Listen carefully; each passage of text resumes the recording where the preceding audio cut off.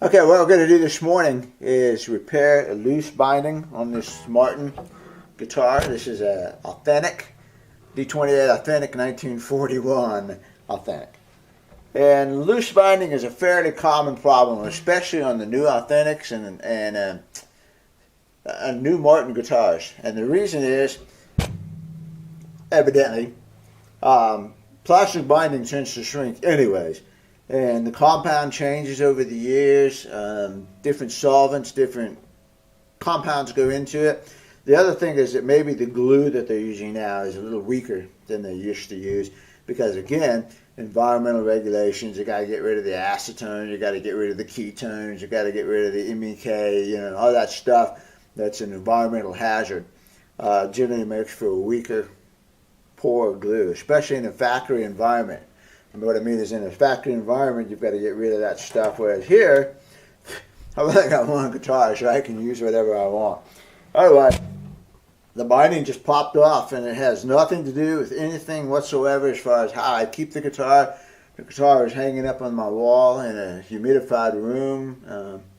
Humidity 40 to 50% all the time.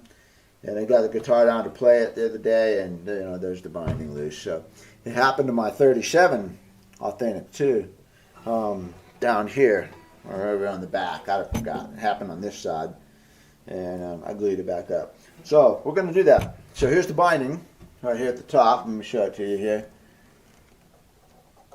Okay, so the first thing you want to do is make sure it's clean.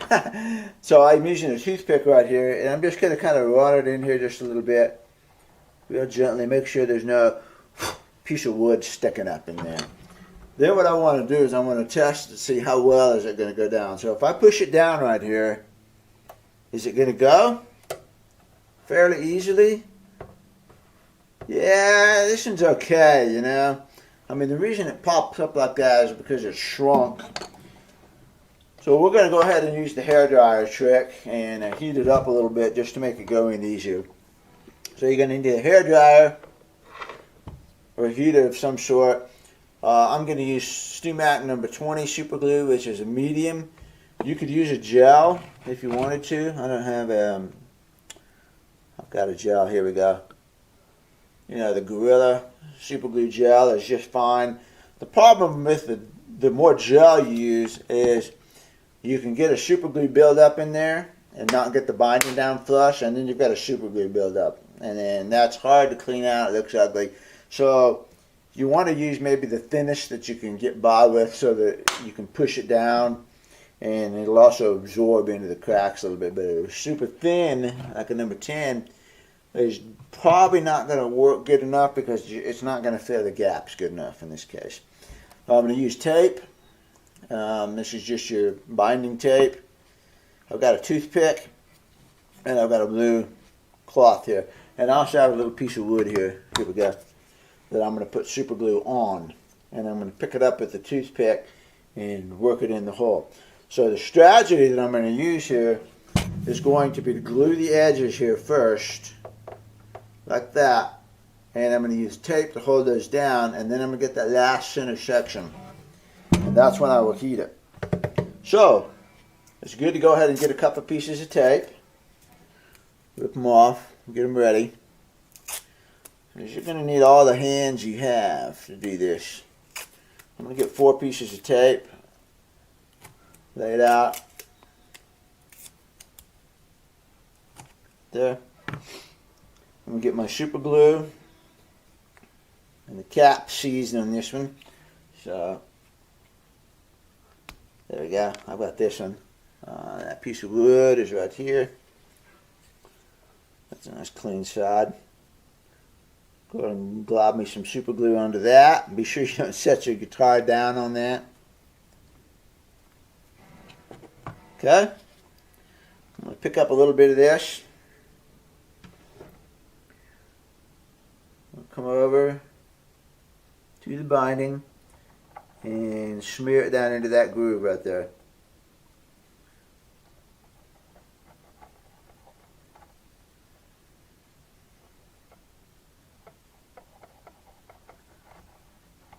Now, reach out with my finger in this blue towel. I'm going to immediately push that in. The reason I do it with the finger first is so I can wipe up that excess glue right now. As soon as I got that done, I'm going to brace off of that. Now I'm going to come for the tape. Keep my finger pressure on that and then tape it. If you use your finger first to push on it, you get some squeeze out and you can wipe that off immediately. If you put the tape on first, you're going to get squeeze out underneath the tape and you're going to have a lot more cleanup to do. You know, you have to scrape the gold super glue off and all that kind of thing. I'm going to leave that. I'm going to come over to the other side, do the same thing. So I don't worry a whole lot about getting a little bit of super glue on the outside right here because I'm going to wipe it off. So I'm going to get that right there. Go ahead and get my piece of tape. Come in, squeeze out, wipe it. Tape. You got to keep pressure on it when you put this tape on, like that. Okay? I got a pretty good gap right there. See? Let me move up.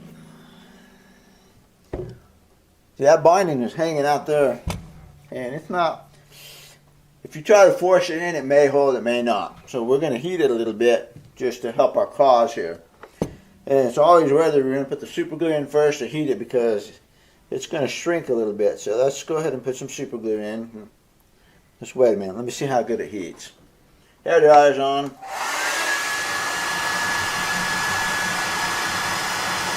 Oh yeah.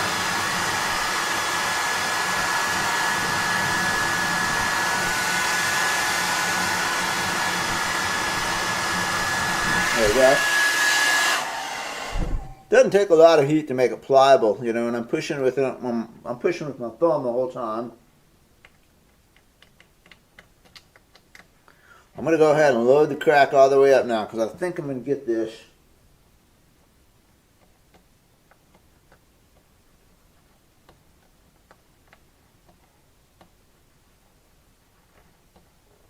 On the first shot. Get your tape. Push it in. Wipe that off.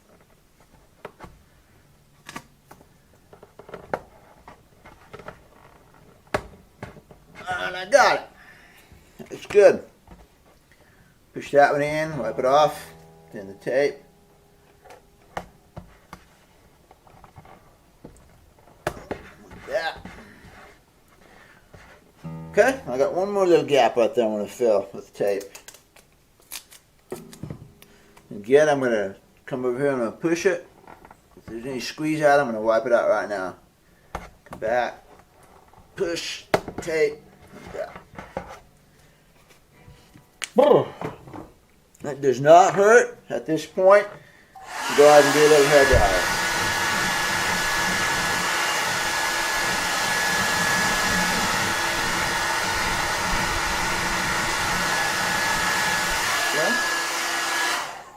It's not even hot, it's just warm. And you have to push it and you have to test it and see how much it's going to move. So now I've got that all taped and glued, like that. And I will leave that for a couple hours, you know, just to let that really dry. As long as you're doing this, check the other bindings, you know. You can kind of take your finger, kind of go like this and feel for that. See if there's any other bindings coming loose. You can look at the finish very closely because when the binding starts to come off, the finish will crack right there. So when you see a cracked finish alongside the binding, you know, take a look at it because if you use the thin super glue right now, it'll wick in there before it pops off. So that's what I'm going to look at here. Any other places it looks like it's coming off?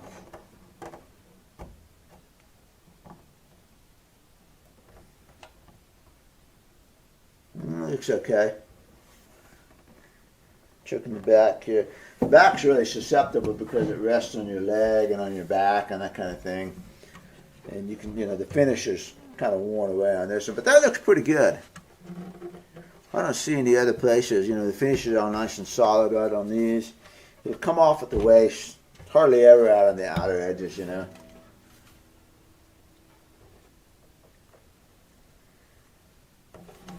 Yeah, that could be down a little bit more right there. hard to get it in there sometimes. Another thing you can do out here, you know, I'm pushing it with my finger. You can also get a big clamp. Like this. Just your standard quick clamp. Quick clamp. You can come over here like this.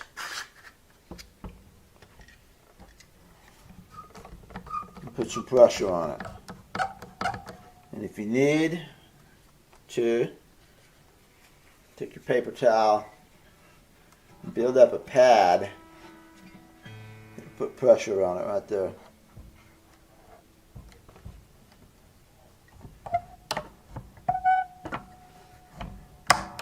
That'll put some pressure on it right there, okay? Then, you should protect this top. Get a sandbag, lay it on there like that. That way, if the clamp pops off, it'll fall on the bag or the towel or whatever. You don't want to damage anything. Let me get another towel.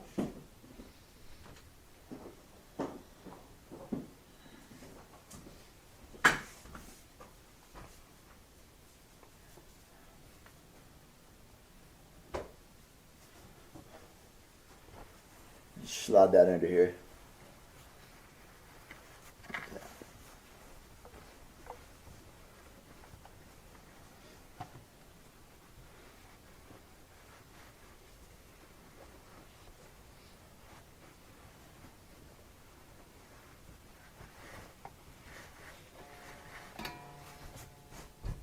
Okay.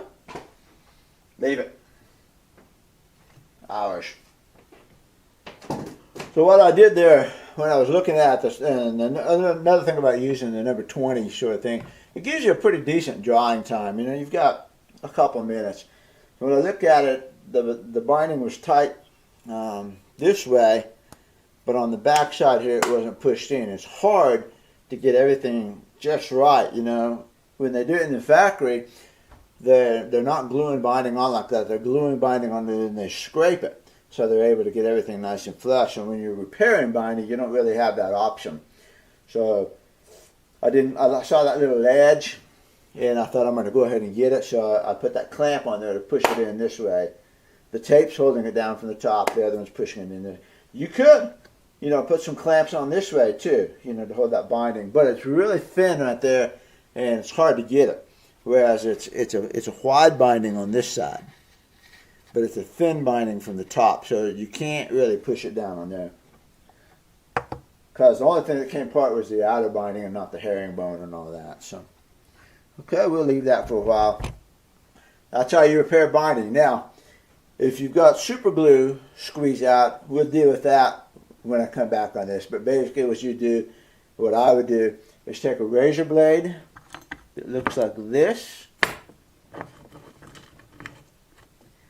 And it's got some tape around it, so the tape automatically just creates a little spot right here that'll scrape, and the tape won't hurt anything. And you can scrape your excess super glue away with this, and then get some sanding stuff and then smooth it off. It's very difficult to make a completely invisible repair sometimes. When that super glue or finish or anything, it's really tough to make it invisible. But that's how you would do it. You would scrape it very carefully. Because if you blow through the finish, then you're really in trouble. Scrape it off. Use some sanding papers. We'll deal with that if we have to. See you in a while. A couple hours later, and I've eaten lunch. Got me a Diet Dr. Pepper. Life is good. So let's see what we got here. So I'm going to take this clamp off first. Get it out of the way.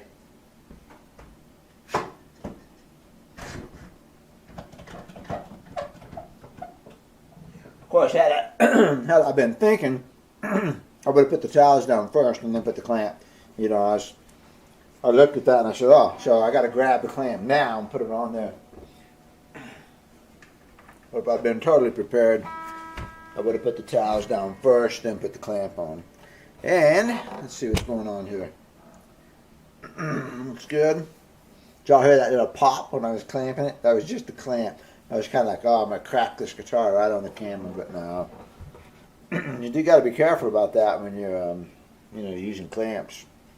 I've never had it happen, but okay. Got rid of that, now I'm going to start peeling the tape off. When you peel this tape off, you better go pretty easy. If you've got a flaky finish, you can peel that finish right off. So just work it off real careful. You could use naphtha or something under there to soften the glue, but then you can have a big glue mesh to clean up. And most of the time it's fine. If the finish does come off, it's pretty flaky to begin with. Meaning you had another problem, you know. Get it off.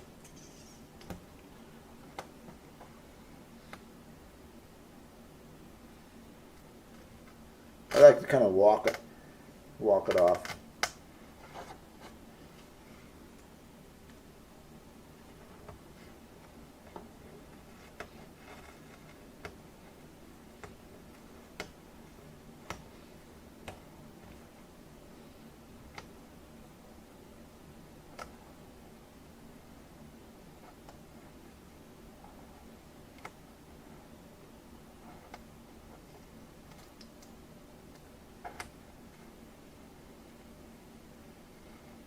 Watching it real careful here.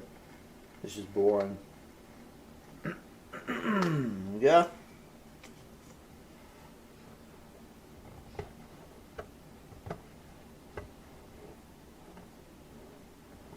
That's some better fingernails.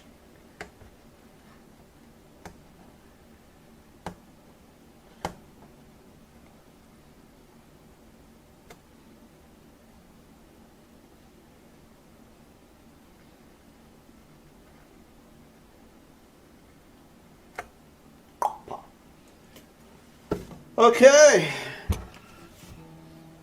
Oh, nice. The binding's real flush. I can't even tell. Wow, I can't even tell it's been loose. So putting that clamp on the side really helped. Yeah, man, that's nice. Went together perfectly, which doesn't always do. There's a little bit of roughness right here from super glue. I'm going to get that razor blade I was showing you earlier. Where'd you go? Here it is. This razor blade. A little bit of roughness right there. So take it and just scrape that very carefully. You can hear it, right?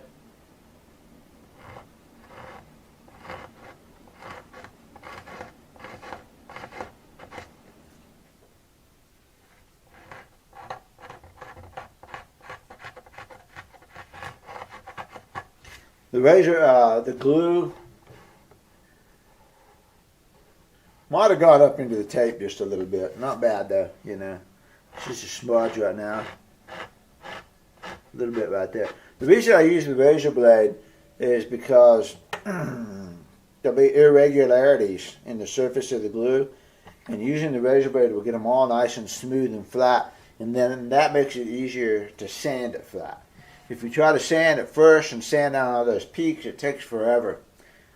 Because you ought to be using a pretty soft, a pretty fine grit sandpaper. And it'll take you forever. So I just kind of rub this razor blade back and forth here. Get that smoothed out. Okay? And there's just a little bit of irregularity there. So I'm going to take a piece of 400 grit wet dry sandpaper, get it wet, and I'm just going to use my thumb on this because it's not a big deal. You could use a little sanding block, a little piece of wood like this to make a level sander if you wanted to. There's nothing wrong with that, except that it's hard to control. You got a nice little level sanding block right now, keep it wet. The water takes the finish, mix of lubricant, so your sandpaper doesn't get all clogged up.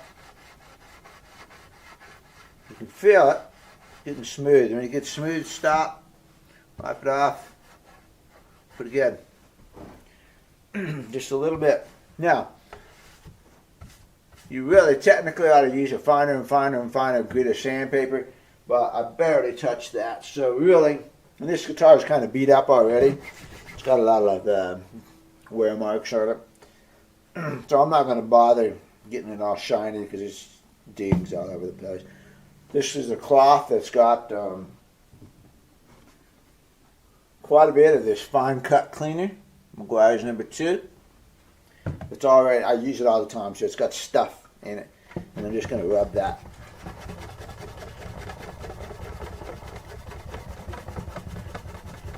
Go crossways for my sanding. Yeah. Looks good.